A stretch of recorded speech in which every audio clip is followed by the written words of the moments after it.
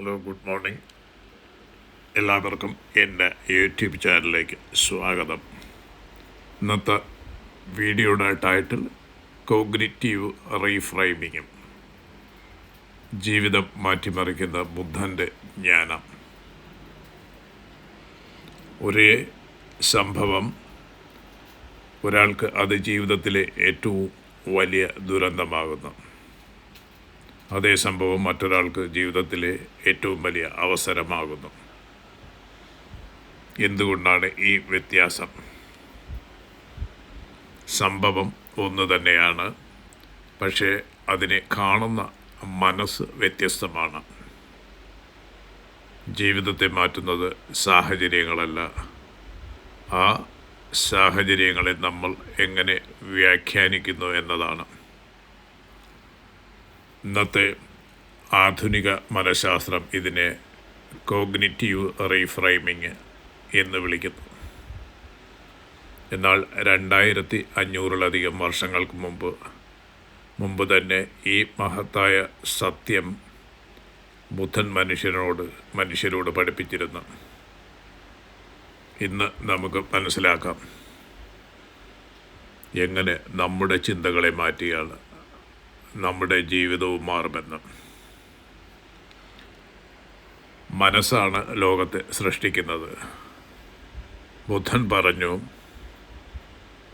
നാം എന്തു ചിന്തിക്കുന്നുവോ അത് തന്നെയാണ് നമ്മൾ. നമ്മുടെ ചിന്തകളാണ് നമ്മുടെ ലോകത്തെ രൂപപ്പെടുത്തുന്നത്.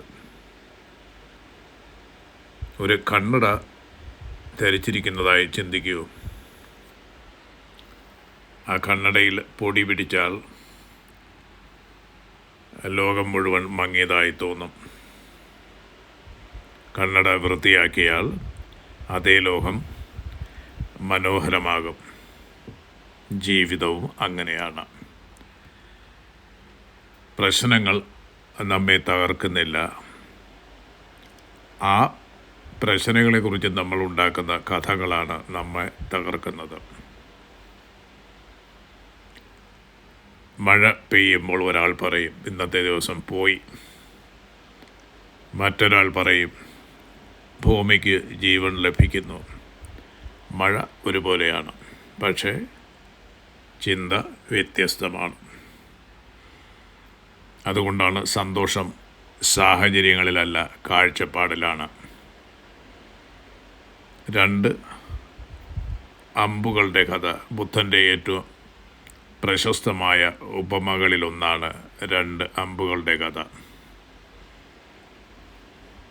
ഒരു മനുഷ്യന് ഒരു അമ്പ് തട്ടിയാൽ വേദനയുണ്ടാകും. അത് ഒഴിവാക്കാൻ കഴിയില്ല. ജോലി നഷ്ടപ്പെടാം, പ്രിയപ്പെട്ടവരെ നഷ്ടപ്പെടാം, പരാജയം നേരിടാം. ഇവയാണ് ആദ്യത്തെ അമ്പ്. പക്ഷേ പിന്നെ നമ്മൾ തന്നെ നമ്മളെ 2ാമത്തെ അമ്പ് കൊണ്ട് മുറിവേൽപ്പിക്കുന്നു. എന്തുകൊണ്ടും എനിക്ക് മാത്രം. എൻ്റെ ജീവിതം അവസാനിച്ചു, ഇനി ഞാൻ ഒരിക്കലും വിജയിക്കില്ല. ഈ 2ാമത്തെ അമ്പാണ് യഥാർത്ഥ ദുരിതം സൃഷ്ടിക്കുന്നത്. ബുദ്ധൻ പറയുന്നു ആദ്യത്തെ അമ്പ് ഒഴിവാക്കാൻ സാധിക്കില്ല, പക്ഷേ 2ാമത്തെ അമ്പ് എറിയണോ വേണ്ടയോ എന്നത് നമ്മുടെ തീരുമാനമാണ്. ചിന്ത മാറുമ്പോൾ അനുഭവവും മാറും. ഓരോ പ്രശ്നവും ഒരു ഗുരുവാണ്. ജീവിതത്തിൽ പ്രശ്നങ്ങളില്ലാത്ത ഒരു മനുഷ്യനില്ല, പക്ഷേ എല്ലാ പ്രശ്നങ്ങൾക്കും ഒരു സന്ദേശമുണ്ട്. പരാജയം നമ്മെ ക്ഷമ പഠിപ്പിക്കുന്നു. വിമർശനം നമ്മെ മെച്ചപ്പെടുത്തുന്നു. നഷ്ടങ്ങൾ നന്ദിയുള്ളവരാകാൻ പഠിപ്പിക്കുന്നു. ഏകാന്തത നമ്മളിലേക്ക് തന്നെ കൊണ്ടുപോകുന്നു. അടുത്ത തവണ ഒരു പ്രശ്നം വന്നാൽ എന്തുകൊണ്ട് ഇത് എനിക്ക് സംഭവിച്ചു എന്ന് ചോദിക്കരുത്. പകരം ചോദിക്കൂ, ഇതിൽ നിന്ന് ഞാൻ എന്താണ് പഠിക്കേണ്ടത്? ഈ ഒരു ചോദ്യം നിങ്ങളുടെ ജീവിതം മാറ്റും. കാരണം ഓരോ പ്രതിസന്ധിയിലും ഒളിഞ്ഞിരിക്കുന്നത് ഒരു അവസരമാണ്. എല്ലാം മാറിക്കൊണ്ടിരിക്കുന്നു. ബുദ്ധമതത്തിലെ ഏറ്റവും വലിയ സത്യങ്ങളിലൊന്നാണ് അനിന്യത. ഈ ലോകത്തിൽ ഒന്നും ശാശ്വതമല്ല. സന്തോഷവും മാറും, ദുഃഖവും മാറും, വിജയവും മാറും, പരാജയവും മാറും. ഇന്ന് നിങ്ങളെ കരയിപ്പിക്കുന്ന കാര്യം 5 വർഷം കഴിഞ്ഞാൽ നിങ്ങൾക്ക് ഓർമ്മ പോലും ഉണ്ടാകണമെന്നില്ല.